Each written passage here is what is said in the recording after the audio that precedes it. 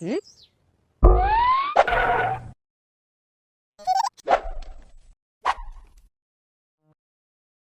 வணக்கம். வசியின் வாசிப்புகளில் கம்பராமாயணம், கிஷ்கிந்தா காண்டம், வாலி வதைப்படலத்தின் தொடர்ச்சி. வாலி கூறியதை கேட்ட ராமபிரான் அவனுக்கு இன்னும் அவன் செய்த குற்றத்தை தெளிவாக உணர்த்த விரும்பினார். எனவே மீண்டும் அவனை நோக்கி, ராமர், நீங்கள் வடிவத்தால் வானரர்களாக இருக்கலாம்.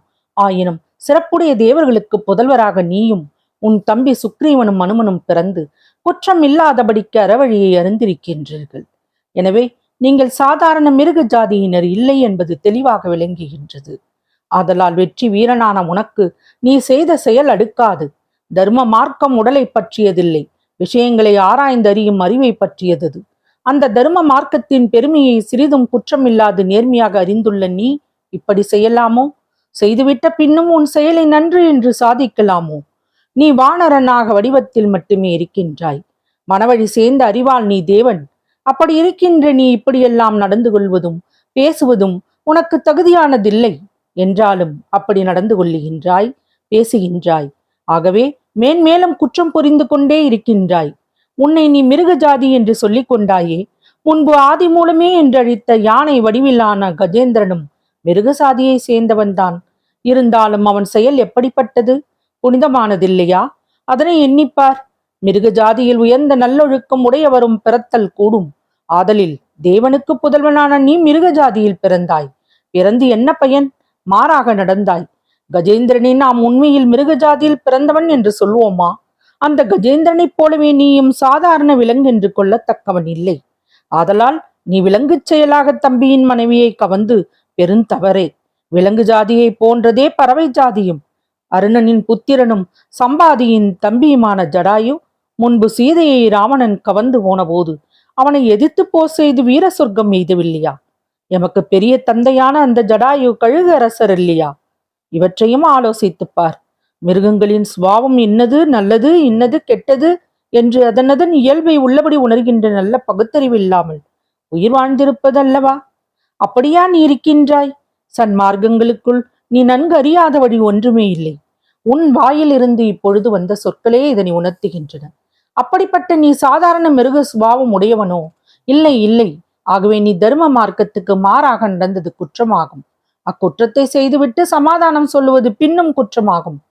எல்லா பிராணிகளிலும் சிறந்துள்ள மனிதர்களாக இருந்தாலும் தகுதியுடவை இவை, தகுதி இல்லாதவை இவை என்று நீதி நூல்களில் கூறியுள்ளதை பிரித்து உணராதவர்களானால் அவர்கள் மனிதரோடு ஒப்ப எண்ணப்பட மாட்டார்கள். அவர்கள் மிருகங்களுக்கு சமமானவர்களாகவே கருதப்படுவார்கள். அந்த மிருகங்களே மனுநீதிப்படி நடப்பவையாயின் அவைகள் தேவர்களுக்கு சமமானவையே. சிவபெருமான இடத்தில் நீ கொண்ட பக்தி பயன் தந்ததால் திருமாலால் படைக்கப்பட்ட பெரிய வலிய பூதங்கள் நான்கிற்கும் உள்ள வலிமை முழுவதையும் உன் வலிமையால் பெற்றாய். இவ்வுலகில் குற்றமுடையவர்களாய் இருந்தவர்களிலும் பிறப்பினால் தாழ்ந்தவர்களிலும் அறவழியில் சென்று சிறந்தவர்கள் உள்ளனர். அதே போல குற்றமில்லா தவத்தை செய்தவர்களான முனிவர்களிலும் தேவர்களிலும் தீய செயல் செய்து இழிந்தவர்களும் உள்ளனர். உண்மையில்தான் இதுதான் எந்த குலத்தில் பிறந்தவர்களும் உயர்வும் இழிவும் அவரவர் செய்யும் செயல்களாலேயே வரும். இதனை நீ அறிந்திருந்தும் அயலான் மனைவியின் கற்பை அழித்தாய் என்று சொன்னார். ராமர் கூறிய அனைத்தையும் தன் மனதில் பதியும்படி கேட்டான் வாலி. பிறகு அவன், எல்லா உயிர்களையும் ஆளும் நற்குணச் செம்மலே, நீர் கூறியபடியே நான் தவறு செய்வதன் என்பதை ஒப்புக்கொள்ளுகிறேன். என் முன் நின்று போர் செய்யாது என்னை கொல்லாமல் மறைந்திருந்து விலங்குகளின் மேல் அம்பு தொடுக்கும் வேடனை போல நீர் என் மேல் அம்பு தொடுத்ததின் காரணம் என்ன என்று ராமரை பார்த்து கேட்டான். அவனுடைய கேள்விக்கு ஸ்ரீராமன் பதில் கூறும் முன் லக்ஷ்மணன் பதில் கூறத் தொடங்கி, வாலியே, உன் தம்பியான சுக்ரீவன் முதலில் வந்து சரணடைய அப்போது ஸ்ரீராம பிரான் நீதி நெறி இல்லாதவரான உன்னை கொல்வதாக அவனுக்கு வாக்கு தத்தம் செய்தருளினார். அவர் உன் முன் வந்து போர் செய்தால் பிறகு நானும் உமது அடைக்கலம் என்று நீயும் சொல்வாய். அப்படி ஒரு நிகழ்ச்சி ஏற்பட்டு விட்டால் எங்கனம் உன்னை அழிப்பதாக சுக்ரீவனுக்கு அவர் கொடுத்த வாக்கை நிறைவேற்ற முடியும். ஆகவே தான் அவர் உன் முன் வராமல் மறைந்து நின்று உன்மேல் அம்பு தொடுத்தார் என்றான். வாலி இளமையிலேயே பல பெரியோர்களிடத்தில் கல்வி ஞானம் பெற்றவன். தேர்ந்த கல்வி முறையை அறிந்து உணர்ந்து தெளிந்தவன். லக்ஷ்மணன் கூறிய வார்த்தைகளை அவன் தன்னுடைய தெளிந்த அறிவால் ஆராய்ந்து பார்த்து உண்மையை உணர்ந்தான். தான் செய்தது அனைத்தும் குற்றமே என்பது அவனுக்கு தெளிவாக விளங்கிற்று. ராமர் ஒரு காலம் எந்த துன்பத்திலும் மனம் அழிந்து அதர்மமான காரியங்களை செய்ய மாட்டார் என்று எண்ணினான். அந்த கணத்தில் இதுவரை தான் கொண்டிருந்த ஆணவத்தை அவன் ஒழித்துவிட்டு ராமபிரானிடம் தலைவணங்கி தாய்போல் உயிர்களிடத்தில் அன்பு செய்வது தர்மமும் நடுநிலைமையும் நற்குண நிறைவும் நீரே என்று சொல்லும்படி நின்ற புருஷோத்தமரே, வேதங்களில் கூறிய சன்மார்க்கப்படி நீர் பார்க்கும் நேர்வழியை என்னை போன்ற எளியவராகிய எங்களால் குற்றமில்லாமல் அறிதல் முடியுமோ? என்னுடைய தீய செயல்களை பொறுத்தருள்வீர். எந்தையே, எதையும் அறிய மாட்டாத குரங்கு நான். இதனை எண்ணி என்னை போன்ற எளிவனான நான் சிந்திக்காமல் உம்மை பற்றி கூறிய பழிச்சொற்களை மனதில் கொள்ளாதீர். எமது பிறப்பாகிய கொடிய நோய்க்கு அருமையான மருந்து போன்ற சுவாமி, வேண்டியவர்களுக்கு வேண்டியபடி வரம் தந்தருகின்ற வல்லலே, நான் வேண்டும் வரத்தை கேட்டருள்வீர். எளிவனான என்னை அம்பால் அடித்து உயிர் போகும் சமயத்தில் எனக்கு தத்துவ ஞானத்தை புகட்டினீர். மும்மூர்த்திகளும் நீரே, அவர்களுக்கெல்லாம் முதல்வராகிய திருமாலும் நீரே, தர்மமும் நீரே, உறவினரும் நீரே, எல்லோரும் நீரே. இனி நான் எந்த பொருளையும் காண வேண்டியதில்லை. என் உயிர் பிறந்த நாள் முதலாய் தொடர்ந்து வருவதுமான என்னுடைய கர்மம் முன்னே சென்று இன்று வரையிலுமே உள்ளது. இனி அது இல்லை. ஏனென்றால் எனது தீய வினைகளுக்கெல்லாம் நீர் கொடுத்தருளிய தண்டனையே உமது அடியவனாகிய எனக்கு நல்ல பரமபதத்தை தருவதுமே ஆகும். ஐயனே, உம்மிடத்தில் நான் வேண்டும் வரம் ஒன்று. அது என்னவென்றால், மலர்களில் உண்டான மதுவை குடித்து அறிவு மாறுபட்ட போது தீயச் செயல் புரிவனாயினும் அவன் மேல் சினங்கொண்டு இப்பொழுது என் மேல் செலுத்திய அம்பாகிய யமனை அவன் மேல் தொடுக்காமல் இருப்பீராக. மற்றொரு வரமும் உம்மிடம் நான் வேண்டுகிறேன். என் தம்பியை உமது தம்பியாக தனது தமையனை கொள்வித்தவன் என்ற படிப்பாரானால் அப்பொழுது அவர்கள் நீர் அவ்வாறு செய்ய முடியாதபடி தடுத்தருள்வீர். சுக்ரீவனின் குறையை முதலில் தீர்ப்பதாக அவனுக்கு வாக்களித்தீர். அதனால் உமது அம்பால் நான் அடிபட்டேன். இது என்னுடைய ஊழ்வினை பயனன்றி வேறொன்றும் இல்லை. வேந்தே, உமக்கு வேறொரு பேருதவியை செய்ய முடியாதவனாயினும் கொடிய அரக்கனான ராவணனை வாளியால் சுற்றியடித்து உன்னிடம் கொண்டு வந்து கொடுத்து ஒரு குரங்காகிய எனக்கு முடிந்த செயலையாவது செய்து காட்ட பாக்கியம் பெறாதவனாயினேன். உமது வில்லை போல அனுமன் விரைந்து உமது பகையை அழிப்பவன் என்பதை மனதில் கொள்வீர்.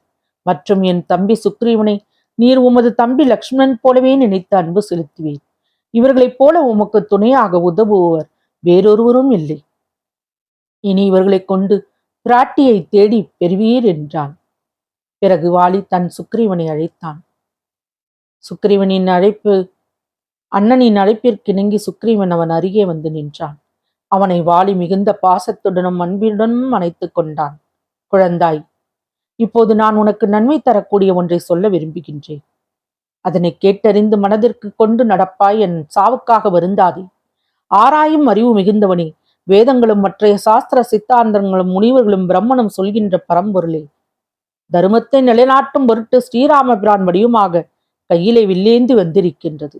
இதனை சிறிதும் சந்தேகம் இல்லாமல் மனதில் கொள்வாயாக. அழியாத முக்தி நிலையை அடைவதற்காக யோகம் தவம் என்னும் வழிகளிலே நின்று எல்லா உயிர்களும் இந்த ராமபிரானின் திருநாமத்தை சொல்லுகின்றன. இவரை நினைக்கின்றன. இதனை உணர்வாய்.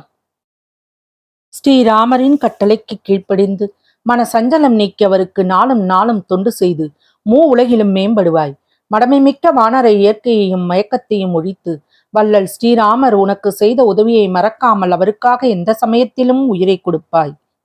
தம்பிக்கு வேண்டிய நல்ல வார்த்தைகளை சொல்லி முடித்த வாலி ஸ்ரீராமரை நோக்கினான். சக்கரவர்த்தி குமாரரே, இந்த சுக்ரீவன் தனது சுற்றத்துடனே உமது அடைக்கலப் பொருளாவான் என்று கூறினான். சுக்ரீவனை ராமரின் அருகிலே அனுப்பினான். தன் கைகளை தலைமேற்கொண்டு ராமரை வணங்கினான். ராமரை வணங்கிய பின் வாலி சுக்ரீவனை பார்த்து, என் புத்திரனான அங்கதன் இனி உனக்கு புத்திரன். நீ சென்று அவனை என்னிடத்தில் அழைத்து வா என்று சொன்னான். உடனே சென்று சுக்ரீவன் அங்கதனை அழைத்து வந்து வாலியின் முன் நிறுத்தினான். அங்கதன் இதுவரைக்கும் துன்பதம் என்பதையே அறியாதவன். துன்பம் அனுபவிப்பார்கள் எப்படி இருப்பார்கள் என்று கற்பனை செய்தும் பார்த்தறியாதவன். பூர்ண சந்திரன் போன்ற அங்கதன் அதனை இப்போது உணர்ந்தான். தன் தந்தையை கண்களால் பார்த்தான். சந்திர மண்டலம் பூமியில் விழுந்து கிடப்பது போல மேனி எங்கும் குருதி வழிய வாளி கிடந்த காட்சியை கண்டான். அந்த கணத்தில் அவன் நெஞ்சில் ஆற்றா துன்பம் குமைய கண்களிலே நீர் உகுத்து கொண்டு அவன் அழுது கொண்டிருந்தான். அங்கதனின் புலம்பலை கேட்டு மனம் தழுதழுத்த வாலி அவனை அன்போடு அணைத்துக் கொண்டான். அந்த பாச உணர்வில் வாலியின் கண்களில் இருந்து நீர் தாரை தாரையாக வழிந்தது. அங்கதனை நோக்கி, மகனே, இனி நீ வருந்தாதே. ராமபிரான் செய்த புண்ணியத்தின் பயன் இது என்றான் வாலி. மீண்டும் வாலி அங்கதனை பார்த்து, ஆராய்ந்து பார்த்தால் பிறத்தலும் இறத்தலும் மூளையில் உள்ளவர்களுக்கும் தொன்று தொட்டே அமைந்துள்ளன என்பது புரியும். நான் முன்பு செய்த தவத்தால் எனக்கு இந்த நல்ல மரணம் வந்து வாய்த்தது. எல்லோருக்கும் சாட்சியாய் நிற்கின்ற மாவீரர் ராமபிரான் தாமே என்னிடத்தில் எழுந்தருளி எனக்கு முக்தி நிலை தந்தருளினார். குழந்தாய், காலை பருவம் அடைந்த நீ உனக்கு தந்தையான என் வார்த்தைகளை விடாமல் கொள்வாயானால் நான் சொல்வதை கேட்பாய். பற்றுதற்கரிய பரமபதமே ராமபிரானின் வடிவமாக இங்கே வந்து நம் கண்முன் நிற்கின்றது. மயக்கத்தை கொடுக்கின்ற பிறப்புகளாகிய நோய்களை பற்றி நீக்கி ஒழிப்பதற்குண்டான மருந்தே ராமபிரான் என்று எண்ணி அவரை வணங்கு. என் உயிருக்கு தீங்கை செய்தவர் இவர் என்பதை மனதில் கொள்ளாமல் உன் உயிருக்கு உறுதியானதை செய்து கொள். அதாவது இப்பெருமானுக்கு பகைவருடன் போர் ஏற்படுமானால் நீயும் இவருக்கு துணையாக அப்பகைவருடன் போர் செய் என்றும் ஸ்ரீராமரின் திருவடிகளை தலைமேற்கொண்டு வாழ்வாய் என்று தன் மகனுக்கு உறுதிப்பொருள் கூறினான். பிறகு அவன் ஸ்ரீராமனை நோக்கி, புனிதரே, என் மகன் அங்கதன் கொடிய அரக்கர்கள் என்னும் பஞ்சு மூட்டைக்கு நெருப்பாகும் தோள்களை உடையவன். இப்படிப்பட்ட இவனும் உமது அடைக்கலமே என்று சொல்லி அவரிடம் அங்கதனை ஒப்புவித்தான். அங்கதன் ராமரின் திருவடிகளில் விழுந்து வணங்கினான். தம்மை வணங்கி அவனை தம் இரு கைகளாலும் தூக்கி நிறுத்தினார் ராமர். தம் உடைவாளை எடுத்து அவன் கைகளில் கொடுத்து, இதனை நீ ஏற்றுக்கொள் என்றார். தம் மகனை ஸ்ரீராமர் அங்கீகரித்து ஏற்ற காட்சியைக் கண்டான் வாலி. அவன் நெஞ்சம் பூரணமாக மகிழ்ச்சியில் நிறைந்தது. அவன் கண்கள் ஆனந்த கண்ணீரை பொழிந்தன. அதனூடே அந்த கண்களில் அன்பும் பக்தியும் பொங்கி பெருக ஸ்ரீராமச்சந்திர மூர்த்தியை நோக்கினான்.